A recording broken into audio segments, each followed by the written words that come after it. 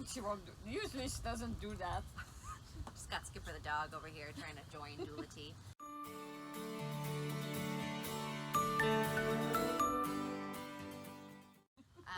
Good afternoon, everyone. My name is Laura Pascoe, and welcome to Doula Tea. I am one of the co-founders of the Doula Support Foundation and the director of Doulas, and I am here today with Josee. And I am the birth story contest creator and board member of the Doula Support Foundation. And today we're here to talk to you about the birth sharing circle.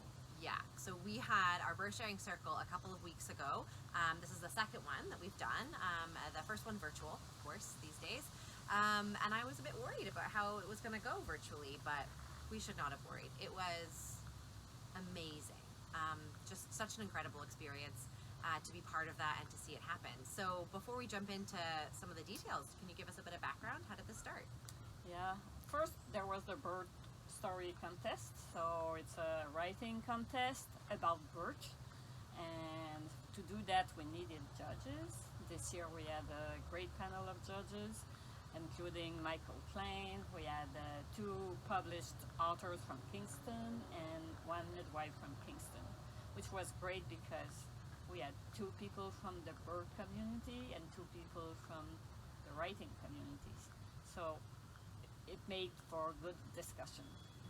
And also we had some readers, so that's some people from the community and some doulas. So that was so the story is being read by many people, and we received many beautiful stories, all different from everywhere in Canada. Not everywhere, but many places. I mean, BC, Nova Scotia, many places.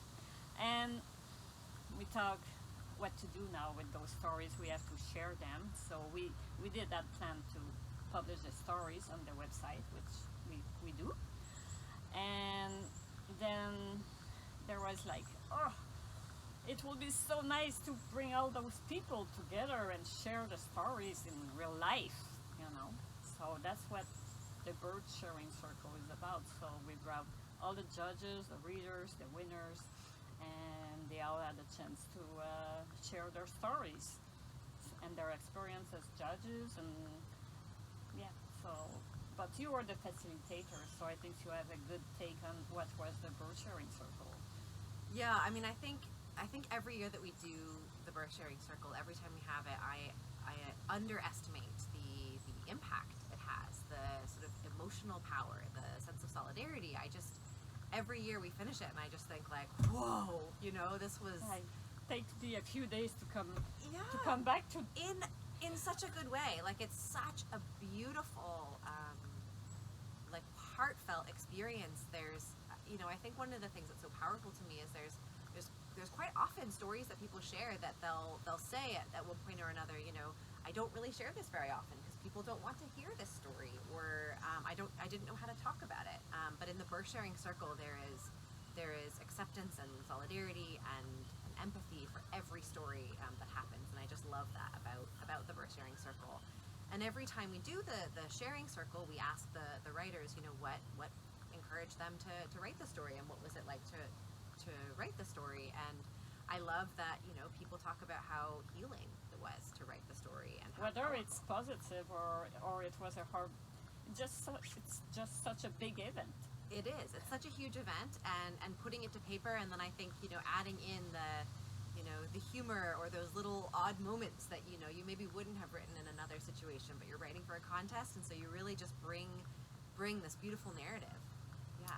Yeah, I think well, during this time I was reading a book written by Melinda Gates, called Moment of Lift, and about empowering women. And I made so many connections with the birth sharing circle, how powerful it is, and how it brings... I have a quote here from her that says, sharing stories gave women the courage to band together and demand their rights. And I think in birth, women's rights are really, really important. And I think by sharing stories like that, women realize that they should have their say. So Yes. and I think that's one of the things that is so powerful about this. I couldn't agree more. I mean, I think that one of the things that I absolutely adore about the birth story contest and then also the birth sharing circle that we've created is, you know, so many other spaces I've been in where people are sharing birth stories. It's kind of more about, you know, who had the most horrifying birth, or, you know, you're maybe scaring someone who's about to give birth because they don't really have many experiences or exposure to it, and you know that kind of perpetuates this sense of Fear. powerlessness and fear. And I love that the way that these stories come together, again, as you said, whether it was a positive experience or a not so positive experience, or an outright traumatic one, there's authenticity and beauty in every experience and in the healing process that comes from writing it and from sharing it with other people. So, And at the end of the day, it's strength and resilience that shows. it is. The resilience is unbelievable with every person who shared their stories. Do you have a favorite? Oh yeah, well, I don't know. It's hard to choose. They were all good, but I really like the reading from Mercedes Papalia. She's the third place winner. Her story is called Luna Rising, and when I read the story, I was very moved. But when she read it, I had goosebumps. She had a way to read the story that was just so perfect. It was. I had goosebumps. I was crying. I was laughing. And her choice of words, like she talked about, you know, the CEO of her vagina, which I just love. I just thought that was brilliant. Yeah. I think for me, one of the ones that's been sticking with me the most, I think, has been Angela Douglas's. Her story is called Worth It, and it is worth a read. Chelsea Lutsenko, one of our DSF colleagues, was the one who read it at the birth sharing circle, and she didn't get far before she started to cry. I don't think there was a dry eye by the end. It's, you know, it's a painful story in that, you know, there's postpartum hemorrhage, and there's not really handled necessarily very well, and and Angela talks about not getting that sort of golden first hour with her baby, and sort of being quite confused by what was happening. But there's also so much beauty in the way that the story is written, and so much deep connection to her newborn, despite all of this insanity that's happening around her, that I just thought was just so moving. Yeah. There was. Yeah. That's just 2 out of 7, I think. So just go and check it out, because they were all good.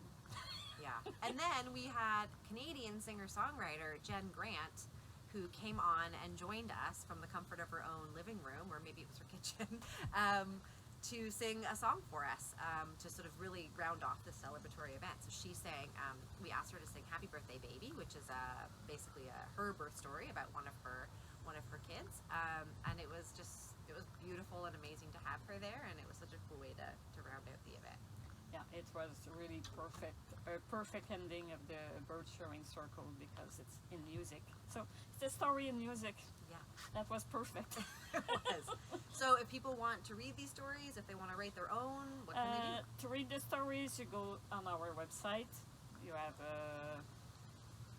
Bird Stories 2020, you click on it and you have all the stories there. Not all of them, we keep publishing one every Friday, and so keep coming. And then for the next contest, it's during the summer, so between June and August you can submit your stories, and otherwise on Facebook or Instagram you'll know when the contest is on. And if you want to be part of the organization, you can send us an email. We need volunteers.